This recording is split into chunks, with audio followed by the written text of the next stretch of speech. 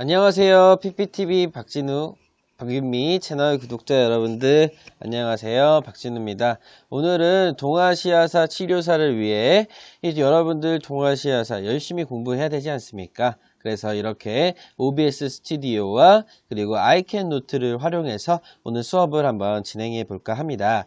자, 우리가 지난 시간까지 춘추전국시대 이전에 신석기 문화 그리고 뭐였을까요? 네, 은나라, 주나라의 봉건제 천명사상 그리고 정전제까지 살펴봤었어요.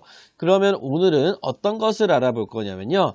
바로 이 주나라가 약해지던 이 시점이 왜 이렇게 갑자기 약해졌을까에 대해서 알아볼 예정입니다.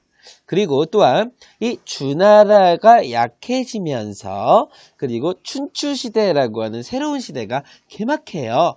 빨리 야구도 관중들이 들어와서 참 재밌는 야구가 계속 펼쳐졌으면 좋겠네요. 하여튼 이 춘추시대가 개막하게 되는 이 상황까지 오늘 알아보도록 하겠습니다. 그러면 한번 만나러 가볼까요? 자, 우리가 지난 시간까지 살펴본 것은 바로 주나라의 글씨가 노란색이라 잘 안 보이네요. 네. 주나라의 봉건제도에 대해서 살펴보지 않았습니까? 이 봉건제도 같은 경우에는 처음에는 수도 근처는 왕이 다스리고 그 주변 지역은 제후들이 다스린다 라고 얘기를 했었죠. 근데 이 제후들은 대부분 혈연관계를 갖고 있거나 되게 공이 많았던 공신 출신들이라고 했었습니다. 하지만 후기로 갈수록 점차 어떻게 된다 그랬었죠? 혈연관계가 멀어지게 되면서 점차 남이 된다 라고 하는 봉건제의 단점까지 살펴봤었습니다. 라로 다시 쓰겠습니다. 자, 그래서 이 왕과 제후의 혈연관계 중심의 봉건제 같은 경우에는 왕과 제후 그리고 그 아래에 있는 가신, 농민들 이렇게 관계를 맺는데 결론적으로는 토지를 받고 그리고 이 토지를 받은 대가로 군사적인 봉사를 하거나 어느 정도의 특산물 같은 거를 바친다 라고 얘기를 했었습니다. 그래서 처음에는 이 봉건제가 잘 돌아가지만 점차 시간이 지날수록 점점 멀어진다 그랬었죠. 이 남이 되는 세력들, 이 남이 되는 세력들이 굉장히 중요합니다. 이 남이 되는 세력들이 주나라에 비해 더 많은 영토를 갖고 있다라고 하기 때문에 주나라보다 이 다른 나라들이 힘이 굉장히 세지는 상황이 벌어진다라는 여러분들 특징을 정리해 주시면 좋을 것 같습니다. 자, 그래서 결론적으로 이 주나라의 봉건제가 처음에 초기에는 운영하기에 좋았으나 후기에는 주의 쇠퇴를 가속화했다라고 보시면 되겠습니다. 이 가속화하는 결정적인 사건이 제도가 바로 봉건제도인데 이 봉건제도는 이제 뭐라고 할까요? 굉장히 장기적인 원인이라고 볼 수 있겠습니다. 하지만 이 주나라의 거의 몰락을 불러오는 직접적인 사건이 있는데요. 이 직접적인 사건이 무엇인지 알아보러 가보도록 하겠습니다. 자, 지금 두 번째 제도 그 사항의 키포인트는 자, 이 두 번째 이 주나라가 몰락하게 되는 결정적인 그 사건을 하나 얘기를 해드리려고 합니다. 제목에는 주의 유황과 포사의 러브 스토리라고 되어 있는데요. 이게 바로 주의 직접적인 몰락 원인이 되겠습니다. 자, 이거에 대한 얘기를 한번 해드리도록 하겠습니다. 지금 잘생긴 두 명의 남자가 나와 있네요. 자, 먼저 이 사람이 유황이라고 하는 사람이고요. 그 다음에 이 사람이 포사라고 하는 사람인데요. 이 사람이 여자고요. 이 사람이 남자예요. 그런데 이 유황은 주나라의 12대 왕이었습니다. 근데 이거에 대한 좀 썰을 좀 풀어드리자면 이 주나라의 유황 같은 경우에는 여자를 좋아했어요. 하지만 정치 혹은 나라 운영에는 관심이 전혀 없었던 이런 인물이었습니다. 그러다가 멀리서 그런 포로로 붙잡은 여자 중에 포사라고 하는 여자를 자신의 후궁으로 맞이하게 됩니다. 근데 이 후궁 포사 같은 경우에는 굉장히 얘기가 많은 게 이 사람의 진짜 이름은 몰라요. 그런데 이 사람이 포로로 뭐 붙잡혀 왔다라고 해서 이름이 포사라고 하는 얘기도 있습니다. 근데 이 포사가 굉장히 이뻤어요. 얼굴을 한번 그려볼까요? 까만색으로 하는 게 낫겠죠. 주황색이 낫겠죠. 주황색. 이렇게 앞머리 그려주고 옆머리 그려주고 이제 눈을 그려줄까요? 포사 이뻤어요. 제가 또 한 그림 하거든요.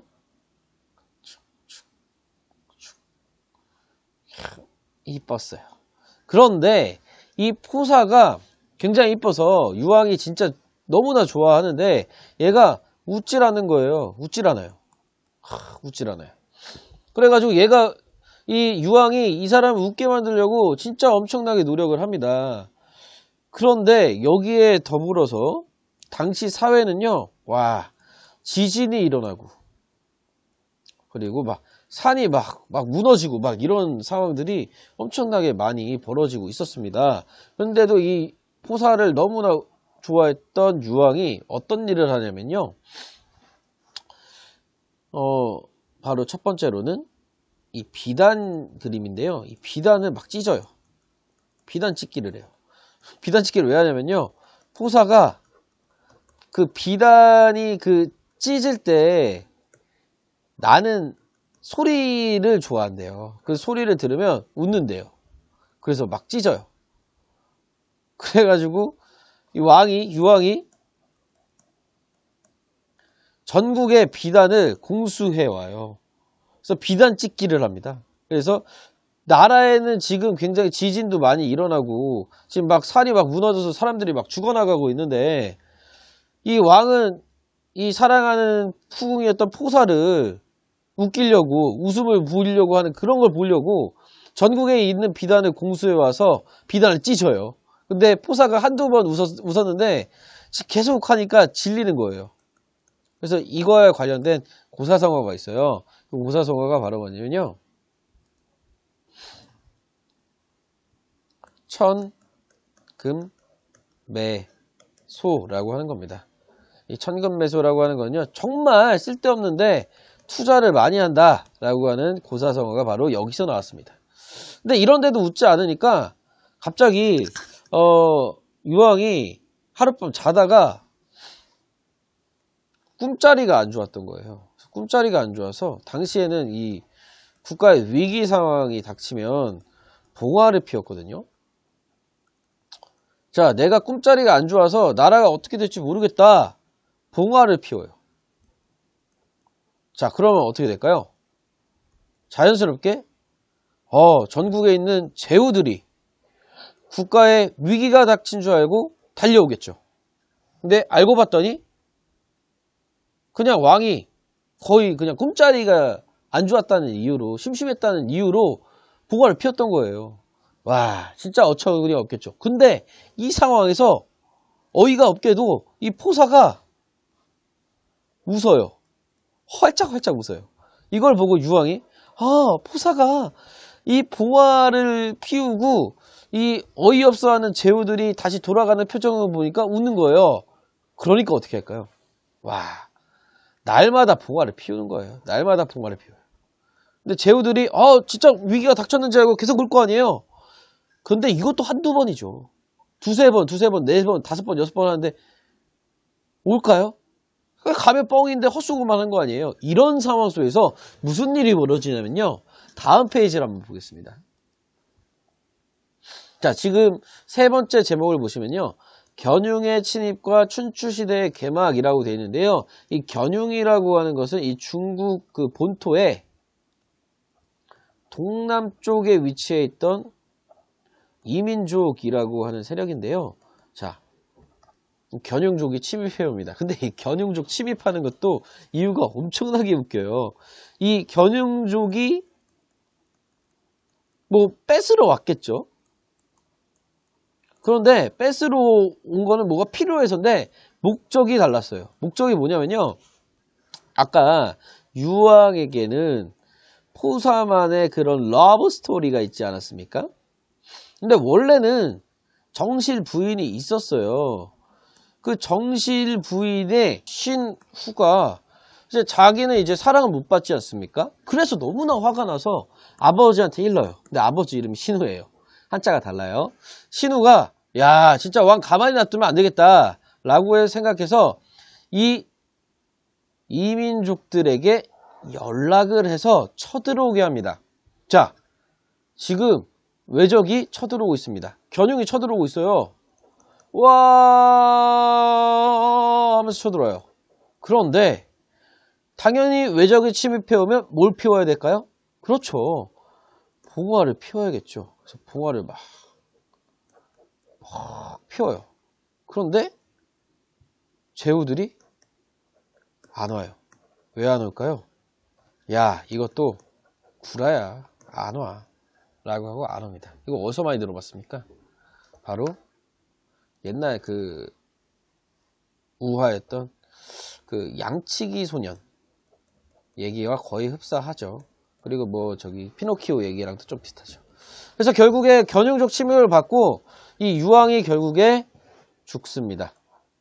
그리고 알려진 바로는 여러 가지 얘기가 있는데 이 유왕의 그 전설적인 러브 포에버였던 포사는 견용족의 여자가 되었다라고 하는 경우도 있고 아니면은 그냥 그 자리에서 유왕과 죽었다라고 하는 얘기가 있습니다. 그래서 결정적으로 이 주나라의 몰락 원인은 바로 봉건제도 있지만 이 유왕의 실정 때문에 이렇게 몰락하게 된다라고 하는 걸 알려드렸습니다. 포사가 잘못한 게 있을까요, 사실? 포사가 잘못했을까요? 포사는 그냥 왕이 자기를 좋아하니까 그냥 막 원래 안 웃는데 웃게 만들려고 이런 이상한 짓을 하니까 그냥 웃기니까 웃은 건데 이게 과연 잘못일까? 포사 입장에서는 잘못이 아닐 수도 있겠죠. 하지만 유왕은 정치를 하지 않고 여자에 빠진 거는 이제 왕으로서 굉장히 잘못한 일이겠죠. 자, 그래서 결국에 이 견용족의 침입을 받아서 주나라가 거의 몰락하게 되는데 이 주나라 같은 경우에는 그 유왕의 아들이 있었어요. 이 아들과 이 제후들이 힘을 합칩니다. 왜냐하면은 견용족의 도움을 받아서 신후가 유왕을 죽이긴 했지만 이 견용족들이 계속해서 뺏으려고 계속 쳐들어오는 거예요. 그러다 보니까 어쩔 수 없이 원래 수도였던 호경을 벗어나서 낙양, 현재의 낙양으로 수도를 옮기게 되는데 이 수도를 옮긴 방향이 서쪽에서 동쪽이고요. 그렇게 해서 수도가 서쪽인 때를 서주시대 그리고 동쪽인 시대를 동주시대라고 부릅니다. 근데 보통 주나라가 존재를 하지만 이때부터 제후들이 서로 패권을 다투는 시대가 되기 때문에 동주시대이면서 춘추시대라고 부르게 됩니다. 이렇게 해서 여러분들 오늘 주나라의 그런 몰락 과정에 대해서 살펴봤고요. 다음 시간에는 이 춘추시대에 대한 빛과 그림자에 대해서 알아볼 예정인데요. 춘추전국시대 하면 굉장히 혼란스럽고 싸우는 시대라고 알려져 있는데 어느 정도의 빛도 있고요. 어느 정도의 그림자가 있어요. 그것에 대해서 한번 알아보러 가보도록 하겠습니다. 안녕.